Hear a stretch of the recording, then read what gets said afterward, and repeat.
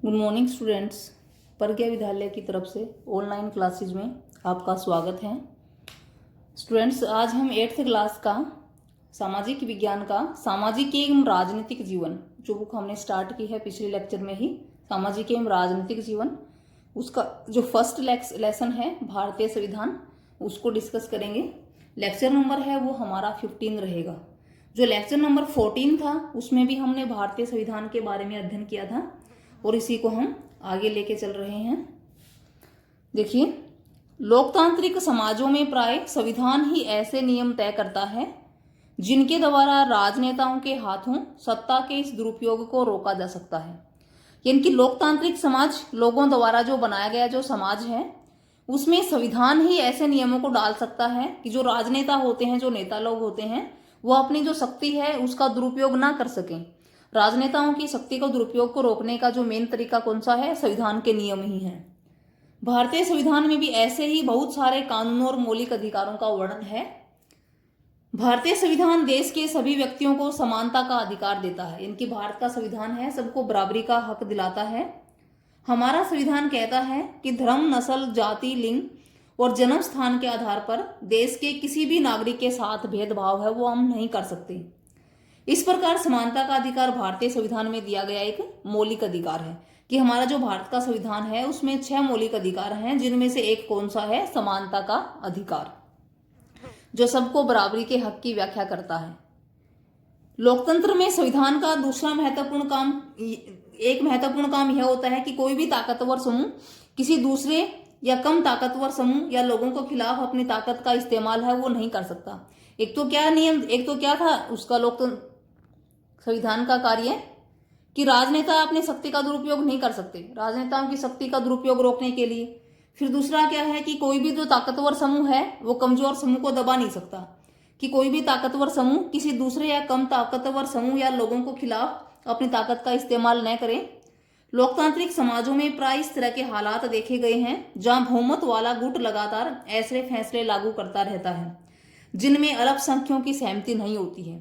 अल्पसंख्यक कौन से होते हैं? जो संख्या में कम होते हैं। बहुसंख्यक जो संख्या में अधिक होते हैं, उनका नुकसान होता है। बहुसंख्यक की निरंकुशता का खतरा है वो हर समाज में बना रहता है। निरंकुशता, अन्याय का, क्रूरता का जो खतरा है वो समाज में बना रहता है। अब अल्पसंख्यक हम किसको कहेंगे? जैसे भारत में हिंदुओं की संख्या अधिक है, मुस्लिम, सिख जो दूसरे जो धर्म को मानने वाले लोग हैं वो कम हैं, तो धर्म के नाम पे जो हिंदू हैं वो तो बहुसंख्यक हैं और जो मुस्लिम, सिख जो दूसरे धर्म के लोग हैं वो अल्पसंख्यक हैं। तो इस तरह ये भी हर लोकतंत्र प्रणाली है उसमें देखने को मिलता है कि जिनकी संख्या अधिक होती है, जो बहुसंख्यक होते हैं, वो तकरीबन अल्पसंख्यक लोगों को दबाते हैं। तो जो संविधान है वो संविधान में अल्पसंख्यक लोगों के लिए भी अलग से जो नियम है वो वर्णित हैं ताकि उनको कोई नुकसान ना हो। उसके बाद है संविधान में दिए गए नियमों से इस बात का ख्याल रखा जाता है कि अल्पसंख्यकों को किसी ऐसी चीज से वंचित न रखा जाए जो बहुसंख्यकों के लिए सामान्य रूप से उपलब्ध है। कि संविधान में इस बात पर भी ध्यान दिया गया है कि कोई ऐसी चीज ना हो जो बहुसंख्यक लोगों को तो मिल जाए, आसानी से उपलब्ध हो जाए और अल्पसंख्यक उससे वंचित रह जाएं। अल्पसंख्यकों पर बहुसंख्यकों की इस निरंकुशता या दबदबे पर प्रतिबंध लगाना भी संविधान का महत्वपूर्ण कार्य है। जो बहुसंख्यक लोग हैं जो अल्पसंख्यक लोगों को दबाते हैं, इस तरह की जो उनकी निरंकुशता है या इस तरह का उनका जो दबदबा है, इस पे प्रतिबंध लगाना जो है वो भी संविधान का महत्वपूर्ण कार्य है। संविधान इन पे प्रतिबंध भी लगाता है कि किस तरह से इसको रोका जा सकता है। यह दबदबा एक समुदाय द्वारा दूसरे समुदाय पर भी हो सकता है कि जब एक समुदाय दूसरे समुदाय को दबाता है तो इसे क्या कहेंगे? अंतर सामुदायिक वर्चस्व। अंतर सामुदायिक वर्चस्व या अंतर सामुदायिक निरंतर। जब एक समुदाय है जब दूसरे समुदाय को दबाता है तो उसे अंतर सामुदायिक वर्चस्व कहेंगे। फिर एक ही समुदाय के भीतर कुछ लोग दूसरों को दबा सकते हैं जिसे अंतः सामुदायिक वर्चस्व कहते हैं। जैसे कि फॉर एग्जाम्पल, एक समुदाय दूसरे समुदाय को, जैसे हिंदू हैं मुसलमान को दबाते हैं। अगर हिंदू अधिक हैं, मुस्लिम कम है, और अगर हिंदू लोग मुस्लिम को दबाते हैं तो वो क्या हो जाएगा? एक समुदाय ने दूसरे को दबाया, अंतर सामुदायिक वर्चस्व होगा। फिर एक ही समुदाय के भीतर कुछ लोग दूसरों को दबा सकते हैं जिसे अंतर सामुदायिक वर्चस्व। एक ही समुदाय के भीतर कैसे? जैसे हिंदू हैं, हिंदू हिंदुओं को ही दबाते हैं आपस में, या फिर मुस्लिम मुस्लिमों को ही दबाते हैं। तो समुदाय एक ही है लेकिन उसके अंदर ही एक दूसरे को दबाया जा रहा है किसी ना किसी कारण से। तो उसे क्या कहेंगे, अंतः सामुदायिक वर्चस्व। फिर संविधान क्यों होना चाहिए, इसका तीसरा महत्वपूर्ण कारण यह है कि हम खुद को अपने आप से बचा सकें। यह बात सुनने में जरा अजीब लगती है, लेकिन इसका अर्थ है कि कई बार हम बहुत ही तीखे ढंग से सोचने लगते हैं। ऐसे विचार हमारे व्यापक हितों के लिए नुकसानदेह होते हैं कि संविधान अपने आप से भी हमें बचाता है। कई बार हम किसी कारणवश